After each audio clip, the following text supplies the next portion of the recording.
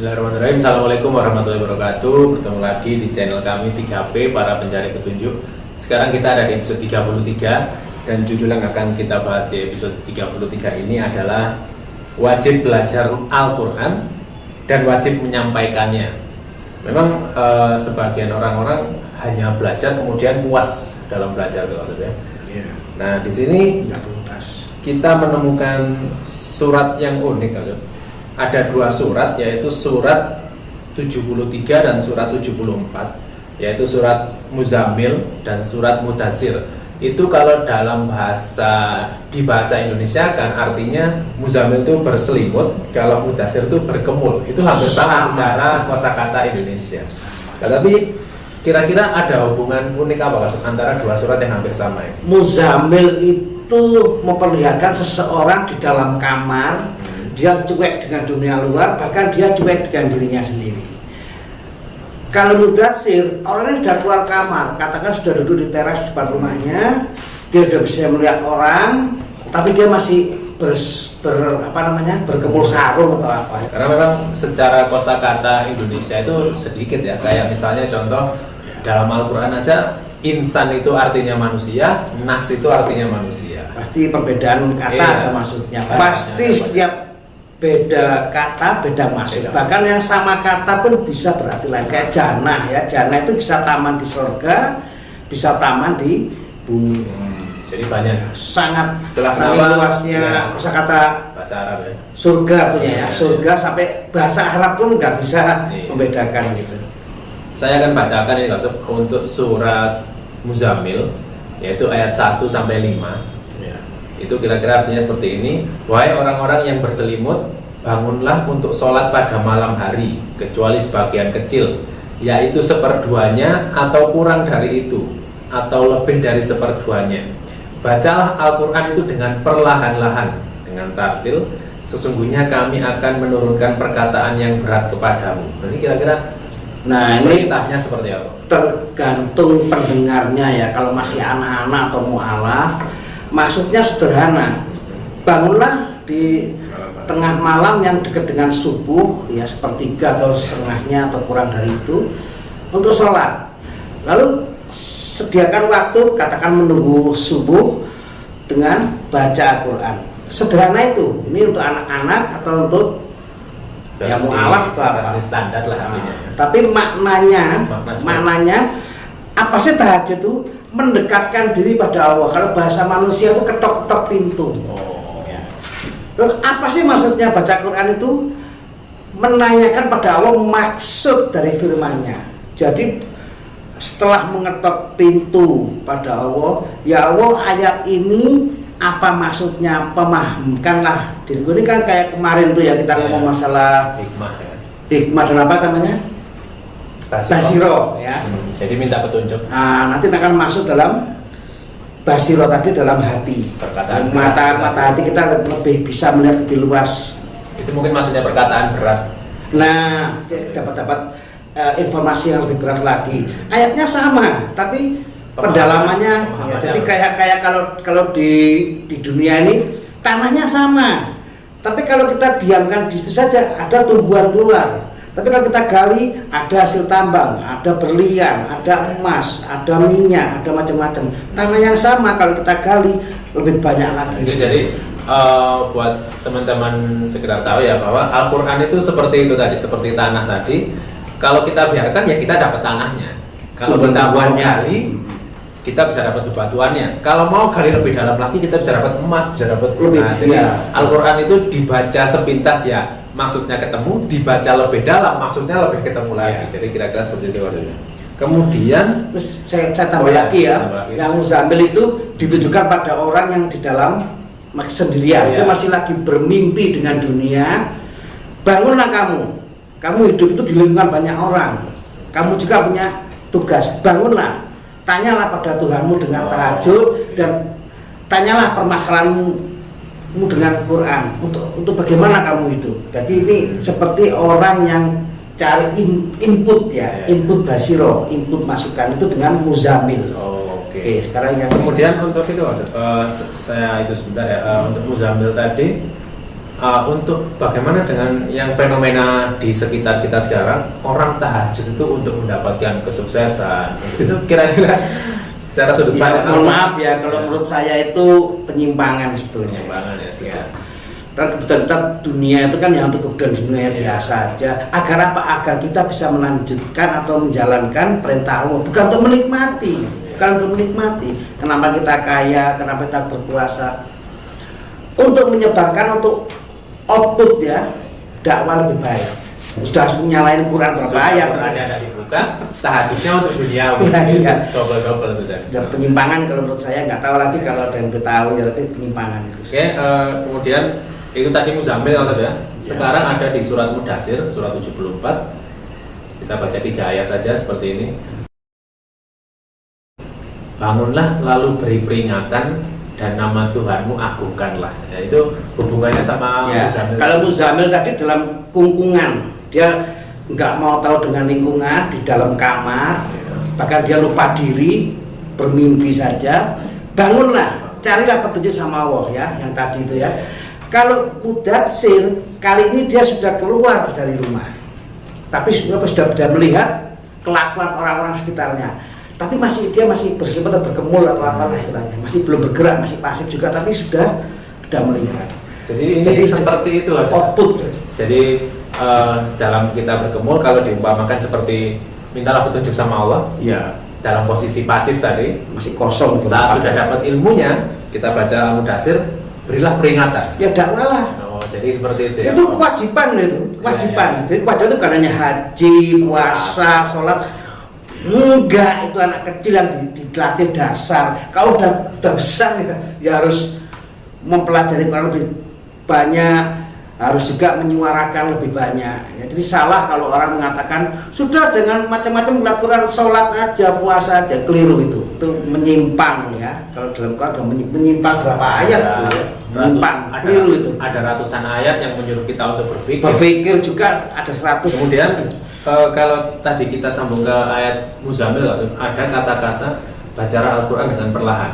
Kemudian di sini saya menemukan surat Al-Qiyamah, itu surat bawahnya lagi, surat nomor 75. Di sini ada unik sekali, bisa menyambung ya, jadi antara 73 dan 74 75. Jadi surat Al-Qiyamah ayat 16 sampai 19. Janganlah engkau gerakkan lidahmu untuk membaca Al-Quran karena hendak tergesa-gesa menguasainya. Sesungguhnya tugas kamilah yang mengumpulkan dalam hatimu dan membacakannya. Maka apabila telah selesai membacakannya, ikutilah bacaan itu, amalkanlah. Kemudian sesungguhnya tugas kami pula lah menjelaskannya. Nah, fenomena ini ya kita akan jujur-jujuran aja maksudnya, sangat bertolak belakang dengan apa yang sering kita lihat dalam kehidupan sehari-hari. Orang baca Quran itu ya dibaca toh? Ya, sudah dibaca toh, cepet-cepetan khatam. Waduh, sehari harus khatam. Buat apa? Kan di ayatnya sendiri, di ayat yang kita baca dengan cepat tadi, jangan tergesa-gesa baca Al-Quran. Sesungguhnya Allah lah yang akan memberikan penjelasan dalam hati kita, kemudian tugas kita menyampaikan. Jadi kita harus baca perlahan, memahami, dan itu nggak cuma hanya pada ulama. Memahami, lalu kalau nggak paham, tanyalah ulama, diskusilah, macam-macam lah. Baru kemudian Allah akan kasih pemahaman. Allah yang kasih, bukan ulama. Salah besar kalau berani-beraninya orang ngomong belajar sama ulama karena ulama yang tahu. Itu sama saja orang itu sudah menganak Tuhankan ulama. Salah ulama itu tahunya siapa ya? Masing-masing kelompok punya ulama sendiri ya. 1000 orang punya 1000 pendapat ya. Seakan-akan kebenaran dari ulama bukan. Quran sudah membantah dari Allah. Cuma jalannya salah satunya ulama, terbesarnya pakai ulama pun jangan satu, tanya semuanya. Jadi kalau kita diskusi dengan sesama orang silakan. Kalau kita bisa simpulkan, mereka itu perantara sebenarnya maksudnya. Iya, bukan sang maha benar, tapi mereka perantara. Bahkan sholat tahajud itu perantara. Iya. Quran sendiri itu perantara. Perantara dari siapa? Dari petunjuk Allah. Bukan petunjuk ulama, nggak ada itu dalam petunjuk ulama, nggak ada itu. Jadi, terus orang cari apa dengan sholat tahajud? Enggak, tahajud itu tuh cuma saluran, bukan tujuan. Dan minta petunjuk juga tujuannya untuk minta petunjuk sama Allah. Iya, itulah makna bertuhan yang satu. Mau belajar, mau bekerja, mau belanja, tujuannya ridho Allah. Itu namanya bertuhan yang satu, bertauhid. Kalau sudah menyimpang demi keluargaku, demi ini semata-mata itu, berarti dia dalam satu sisi kehidupannya sudah kalau bertuhan dua itu musyrik ya, musyrik walaupun kecil. Termasuk juga dikit-dikit tanya ulama. Emang ulama tuh anak Tuhan? Quran mana yang kita suruh tanya ulama? Apalagi kalau kita petunjuk sholat itu jalan mengetok pintu Allah. Sholat tahajud itu bukan untuk sholatnya sendiri itu ya, untuk anak kecil, mu'alaf. Silahkanlah untuk melatih disiplin, biasakan tahajud, biasakan baca Quran. Bagus-bagus bisa Arabnya merdu ya, tapi itu cuma jalan. Jadi para ulama, para guru itu perantara jalan. Allah lah yang memberi petunjuk. Nah iya, jalan. Nah, tetap pada Allah saja. Itu konsekuensi kalau bertuhan yang satu pada Allah. Tauhid itu sebenarnya itu bukan cuma saya nggak nyembah patung kok. Belum tentu dia nggak musyrik. Kalau dia sudah dikit-dikit apa kata ulama, apa kata organisasi itu, ormas itu, ini musyrik. Ya, saya jadi ingat episode kita yang membahas tentang itu hamba dan majikan, episode bahwa kita ini hamba Allah. Hamba itu ya bukan hambanya ulama. Iya, kita bukan hamba manusia. Hamba Allah itu kita lah, hanya pada Tuhan kita yaitu Allah gitu. Jadi seandainya kita dapat ilmu dari manusia pun itu jalan, tetap kembalinya jalan saja, bukan pokok, bukan sumber. Ya itu jalan. Jadi makanya kenapa pagi subuh menjelang subuh ya tahajud itu memang waktu yang dipilih Allah yang paling terbuka, basirohnya paling terbuka. Terus kenapa baca Quran? Bukan cuma dibaca, permasalahan satu ayat nggak apa-apa, dua ayat nggak apa-apa, nggak harus satu juz.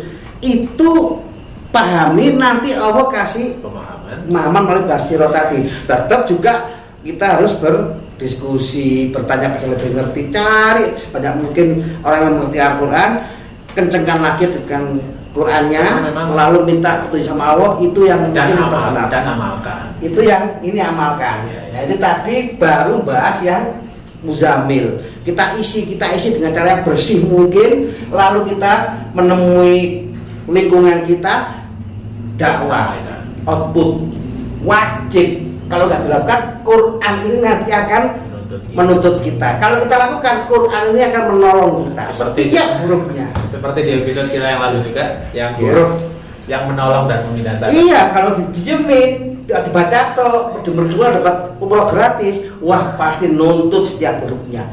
Yang nuntut huruf Quran. Kalamullah itu ya. Wah luar biasa itu. Di atasnya makhluk itu. Jadi seperti itu kira-kira teman-teman. Jadi kita ini hamba Allah yang harus satu-satunya itu ke Allah saja. Seandainya ada jalan, kita memang bisa lewat ribuan jalan, cuman jalan hanya perantara. Perantara bisa ulama, bisa diskusi, bisa baca, bisa tahajud, kitabnya Quran itu makhluk, tapi Qurannya itu kalamullah ya. Jadi itu semua adalah jalan. Jadi kira-kira yang bisa disimpulkan dari episode ini apa? Ya hati-hati, kalau memang sudah bertauhid, jangan cuma sederhana mikirnya. Saya sudah gak nyembah patung kok. Saya sudah hanya pada Allah kok. Belum tentu yang namanya musyrik itu yang begitu saja, enggak. Apalagi parahnya kita tahajud, kita puasa bukan untuk membuka basiroh kita, tapi untuk punya istri, punya kekayaan, punya jabatan, 3 dan sebagainya. Ini sesatnya 2 kali. Seumur hidup dia sholat, seumur hidup dia rajin ibadah ini itu. Tapi tujuannya untuk apa? Untuk duniawi, dan caranya juga salah. Memuja ulama, memuja ormas, musyrik. Memang musyrik dosanya besar. Musyrik itu halus sekali ya. Halus. Kalau cuma gak nyembah patung ya gampang. Gak usah belajar agama Islam, banyak orang gak nyembah patung. Gampang kalau gitu. Gak perlu Nabi Muhammad perang. Saya pernah ingat saya ada pengalaman pribadi. Saya pernah ingat. Jadi ada sebuah acara, tiba-tiba ada yang kesurupan. Kemudian yang kesurupan pasti kan dimasuki jin ya. Iya. Kemudian jinnya itu ngomongnya baik-baik. Jangan minum minuman keras di sini. Kemudian saya itu yang agak miris itu, kenapa orang-orang yang mendengarkan tadi salut. Berarti kita nggak boleh minuman keras katanya. Ada jin atau nggak ada jin, tetap kita nggak boleh minuman keras. Memang itu tujuannya jin. Kalau si orang tadi nurut kata jin, berarti orang itu imannya ke jin. Iya, karena kata jin baik ya nggak boleh, ini nggak boleh. Bukan karena Allah, tapi karena jin. Nggak sadar dia ada muslim. Betapa lemahnya kita tertipu hal sesepele itu. Ada jin kalau kan biasa ulama banyak tertipu kok. Jualan doa untuk menyembuhkan orang itu. Ya betul-betul karena Allah, bukan karena jin. Nah, kita baru halus sekali. Nah kalau cuma nyembah patung untuk aneh cilik yang nggak beragama Islam ya tahu lah. Tapi kenapa ditekan berkali-kali tentang ketauhidan? Ya karena sesama. Itu hati-hati sekali. Ya, ini jarang dibahas oleh banyak orang ya. Nah, jadi itu ya teman-teman, dari surat Muzammil 73, Mudaththir 74 dan Qiyamah 75 berkesinambungan sekali. Dan kita cara membaca ini seperti yang di episode kemarin, kalau dengan basirah atau dengan mata hati atau dengan hikmah, kita jadi bisa menyambungkan hal-hal seperti ini. Jadi orang kalau sudah basirahnya terbuka, dia bisa membaca, dia bisa memahami apa yang tidak dipahami orang lain. Bendanya sama, persoalan sama, tapi pemahamannya beda. Yang satu kena basirah, yang satu kena jin atau kena dukun atau apa. Beda nanti. Kira-kira seperti itu maksudnya. Ada tambahan? Ya saya kira cukup lah. Hati-hati, kita umat Islam sudah ngaku nggak boleh syirik, musyrik. Ya betul-betul pelajari, ini wajib, bukan cuma dibaca, wajib dilaksanakan. Bangunlah dari selimut tidurmu di kamar, kalau udah keluar di teras rumah, bangun lagi, beri peringatan.